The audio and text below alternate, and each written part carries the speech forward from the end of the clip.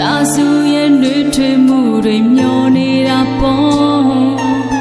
လာပါတဲ့ထိုးနေတဲ့ကပောင်စုတောင်းပေးကြပါရပ်ပေးပါလို့နေသူတွေရဲ့ချာမစာနာပါလေလူများစွာစာလောင်သူတွေရဲ့ကြွေးပေါင်းအကူကြီးလို့ရဲ့လက်ကမ်းပေါင်းဒီကဘာဘောကလူသားများရောင်တစ်ပြောင်းအားပေးမှုနဲ့သူသွားမယ်လားငြိမ်းချမ်းနေလားတော့ဒီရှိရာပျော်ရွှင်ပါစေကလေးငယ်များတစ်ချက်လောက်ကြည့်ပေးပါ